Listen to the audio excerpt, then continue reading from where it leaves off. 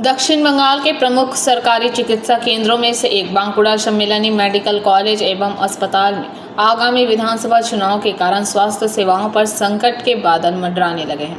चुनाव आयोग ने अस्पताल के 100 से अधिक कर्मचारियों को चुनाव संबंधी कार्यों में तैनात करने का निर्देश दिया है, जिससे अस्पताल प्रबंधन और मरीजों में चिंता व्याप्त है।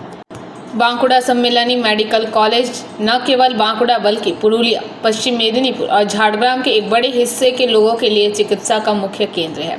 अस्पताल में पहले से ही कर्मचारियों की पर्याप्त संख्या में कमी है। ऐसे में इतनी बड़ी संख्या में कर्मियों को चुनाव ड्यूटी पर भेजने से इमरजेंसी सेवाएं और सामान्य उपचार बुरी तरह प्रभावित हो सकती है।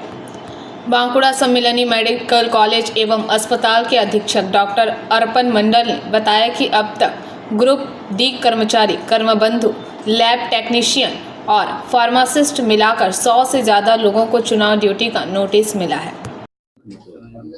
हाँ, एक्चुअली আমাদের মানে ম্যাক্সিমাম নাম চলে এসেছে আমাদের গ্রুপ ডি, কর্মবন্ধু, আমাদের ল্যাব টেকনিশিয়ান এবং ফার্মাসিস্ট। টোটাল 100 সামথিং এর মতো নাম এসছে। এখন এতজন লোক যদি একসঙ্গে চলে যায়, ট্রেনিং নিতেই যায়, যে দিনগুলো ট্রেনিং নিতে যাবে বা যেদিনে ভোট হবে বা ভোট করাতে যায়, পোল করাতে যাবে আর কি, সেদিনে আমার হাসপাতাল যে আমি কী করে চালাবো, আবার তো আমাদের একটা ভীষণ, আমি বা প্রিন্সিপাল স্যার আমরা এটা নিয়ে আলোচনা করেছি। স্যার রয়েছেন আমার কাছে, উনি আরও ভালো করে এটা ব্যাপারটা বলতে পারবেন আর কি।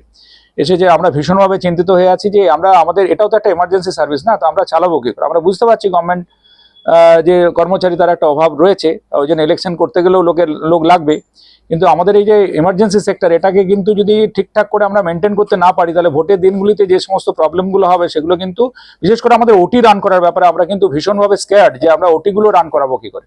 আমাদের অ্যাসিস্ট্যান্ট সুপাররা মিলে আমরা একটা সেকেন্ড প্ল্যান করার চেষ্টা করছিলাম, সেকেন্ড অর্ডার প্ল্যান একটা করার চেষ্টা করছিলাম, কিন্তু প্রবলেমটা হচ্ছে যে কি আমাদের হাতে এত লোক কম এমনিতেই, যেটা আমরা কিন্তু কিভাবে করতে পারবো সেটাও কিন্তু আমরা এখন অবধি ব্যাপারটা ঠিকমতো ভাবে করে উঠতে পারিনি আর কি। হাসপাতালের অধিকাংশ স্টাফকে নির্বাচন কমিশনে তাদের আমাদের ট্রেনিং এর জন্য ডাকা হয়েছে। এর ফলে কি হাসপাতালে কোথাও পরিষেবা ব্যাহত হবে? হসপিটালের পরিষেবা ব্যাহত হবে তো। এখন ধরুন আজকে এবং কালকে শনিবার এবং রবিবারে টোটাল ওপিডি সেকশনটা বন্ধ, কিন্তু ইমার্জেন্সির ওয়ার্ড থেকে স্টাফ নেওয়া হয়েছে, কাউন্টার থেকে স্টাফ নেওয়া হয়েছে, ইমার্জেন্সির কাউন্টার থেকে। এবং তারপরের বিষয় হচ্ছে যে আমি ভোটের আগে, মানে পোলের আগের দিন এবং ভোটের দিন, এই দুদিন কি করে চলবে, আমরা তো এখন থেকে চিন্তিত। আমার অ্যাডমিনিস্ট্রেটররা চিন্তিত কিনা জানি না, তবে আমরা কিন্তু চিন্তিত যে আমাদের এখানটা সেই দুদিন চলবে।